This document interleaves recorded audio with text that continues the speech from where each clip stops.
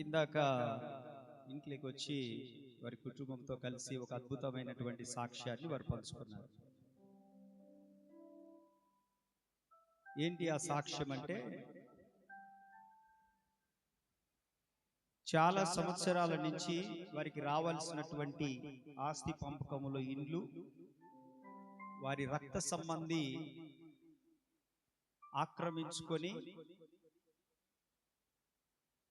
అటువైపు నుంచి వచ్చే ఆస్తిలో కొంత భాగము కూడా నెల నెల అనుభవిస్తూ ఆ ఆస్తి విషయమై వీరు అడిగినప్పుడు పెద్ద గొడవలు చేశారట. దాదాపుగా ఇది 30-40 సంవత్సరాల నుంచి జరుగుతున్నటువంటి తంతు. కొట్లాడుకున్నారంట, కేసులు అయ్యాయి. అయినా ఆ ఆస్తి వచ్చినటువంటి పరిస్థితి లేదు. ఆ ఇల్లు టౌన్లో దేవుని మహాకృపను బట్టి ఈ మధ్య మనమందరం కూడా ప్రభువా ఏదో ఒక మేలు చేయి సంఘములని ప్రార్థన చేస్తా ఉన్నాం. చేస్తున్నామా లేదా? ఏదో ఒక మేలు చేయి ప్రభువా, సంఘంలో ఏదో ఒక మేలు జరగాల్సిందే అని ప్రభు పాదాలు పట్టుకుంటున్నాం. ఈ మధ్య కాలంలో ఆ వర్షాలు పడ్డప్పుడు వాళ్ళ అత్తగారు ఎవరు చూసుకుండేవారు లేక వాళ్ళ అత్తగారిని, అప్పటి వరకు కూడా ఇంకొక ఆమె వాళ్ళ అత్తగారిని చూసుకుంటూ ఈ ఆస్తిని వీరికి హక్కుదారులుగా రానివ్వకుండా ఆమెకు కూడా ఒక ముద్దబడేసి ఏదో ఉందంటే ఉందన్నట్లుగా చేస్తున్నటువంటి ఆ పరిస్థితుల మధ్యలో మొన్న వర్షాలకు ఆమె మెయింటైన్ చేయలేక వీళ్ళ దగ్గరికి వచ్చేసినది. ఆమె ముసలామె వచ్చినప్పుడు దేవుని మహాకృపను బట్టి ఆమె వాళ్ళ కూతుర్ల మాటలిని, ఆ ముసలాం వాళ్ళ కూతుర్ల మాటలిని, కొడుకుకు రావాల్సినటువంటి పంచాల్సిన ఆస్తిని పంచక ఇన్ని సంవత్సరాలు కొడుకే వాళ్ళ కూతుర్లకు అంటే వాళ్ళ చెల్లెళ్లకు వివాహాలు చేసి బాగా ఆర్థికంగా నష్టపోయిన పరిస్థితి కూడా. అయినా కూడా కనీసమైనటువంటి ఆ మేలుకు తగిన కృతజ్ఞత లేకుండా ఆయనను కూడా కొట్టి అధికారులకు చెప్పి మరలా రివర్స్ కేసులు పెట్టించి అదంతా జరిగింది. అయితే ఈ మధ్య కాలంలో తను వచ్చినప్పుడు, సరే ఇంతకాలం వారే అనుభవించారు ఆస్తి, వాళ్ళే అంత తీసుకుంటున్నారు అనేటువంటి కోపము అదంతా లేకుండా ఈ అంకమ్మ తల్లి గారు చక్కగా ముసలామెను తగ్గిపోయిందిలే, రేపో మాపో కదా, మనం దేవుని పిల్లలం, ప్రార్థనకి వెళ్తున్నామని దేవుని ప్రేమను చూపుతూ ఆమెకు స్నానం చేపించడం, ఆమెకు భోజనం పెట్టడం, అలా చేస్తున్న క్రమంలో దేవుని మహాకృపను బట్టి వీళ్ళకు రావాల్సిన ఆస్తిని ఆమె పిలిచి నిన్న రిజిస్ట్రేషన్ చేయించేసిందంట.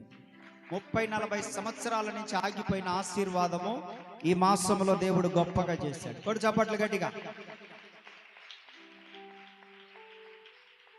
దేవునికి మహిమ కలుగునుగాక. చిన్న విషయం కాదు ఇది. 30-40 సంవత్సరాల నుంచి గొడవల మధ్యలో, కోర్టు కేసుల మధ్యలో, పెద్దల మధ్యలో ఆగిపోయి, కుటుంబ రక్త సంబంధాల మధ్యలో సమాధానం లేకపోయినా ఆగిపోయిన ఆస్తిని ఎటువంటి గొడవ లేకుండా, కొట్లాట లేకుండా, పోలీస్ స్టేషన్ లేకుండా, పెద్ద మనుషుల దగ్గరికి వెళ్లకుండా వాళ్ళ తల్లి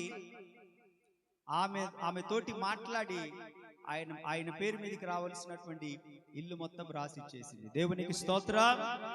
చాలా గొప్ప కార్యం జరిగింది. రెండవది, ఈ సంవత్సరంలో వాళ్ళ కుటుంబంలో మాకండి ఒక 5 నిమిషాలు. ఈ సంవత్సరంలో దేవుని మహాకృపను బట్టి వాళ్ళ కుమారుడికి సీనుకు కూడా ఖాళీగా ఉంటున్నటువంటి పరిస్థితులలో ప్రార్థన చేశాం. ఓ చక్కని ఉద్యోగాన్ని ప్రభు ఇచ్చాడు. దేవునికి స్తోత్రం. ఆ చెక్కులన్నీ ఆగిపోయినాయి. నాకు వారం చెప్తా ఉన్నాడన్నా, దేవుడు నాకు జాబ్ అయితే ఇచ్చాడు కానీ శాలరీస్ పడట్లేదన్న నా పరిస్థితి కొంచెం ఇబ్బందిగా ఉందన్నప్పుడు నేను చెప్పాను, తప్పకుండా మేలు చేస్తాడు. ఉద్యోగం ఇచ్చిన దేవుడు శాలరీ ఇస్తాడయ్యా, నువ్వు నమ్మకంగా దేవుని పాదాలు పట్టుకుంటున్నావు, యవనస్తుడు అయినా నమ్మకంగా వస్తున్నావు, తప్పకుండా ఇస్తాడు దేవుడు అని చెప్పాను. నిన్న వారంలో ప్రార్థన చేయించుకొని వెళ్ళాడు. దేవుని కృపను బట్టి ఈ వారంలో చెక్కుకి ఎంత రావాలో శాలరీ మొత్తం కూడా అకౌంట్లో పడిపోయింది. దేవుడు చాలా గొప్ప కార్యాలు చేశాడు. కాబట్టి ఈ సంవత్సరములో ఏదైనా చేయగలిగిన దేవుని సమక్షంలో మనం ఉన్నాం గనక, ఆమేన్. ఏంటి? ఏదైనా చేయగలడు ఆయన. ఆయన ఏదైనా చేయగలడు. అందుకే నేను వారం వారం ప్రవచన రూపకంగా స్వస్థత ప్రార్థనలు చేస్తా ఉన్నాను, విశ్వాసం ఎత్తి ప్రవచిస్తా ఉన్నాను. మీకు ఏదో ఒక మేలు జరుగుతుంది చూడండి ఈ నెలలో అని చెప్తానే వస్తున్నాను. నేను చెప్తున్నానా లేదా? ఎంతమందికి గుర్తుంది ఈ మాట? ఏదో ఒక మేలు చేసి తీరతాడు ప్రభు అని. దేవుడు అద్భుతంగా ఆ కుటుంబం పట్ల చేశాడు. గట్టిగా చప్పట్లు కొడితే యేసయ్యను కనపరుద్దాం. యేసయ్యకే మహిమ ఘనత ప్రభావములు కలుగును గాక. హల్లెలూయా. రెండవ సాక్ష్యము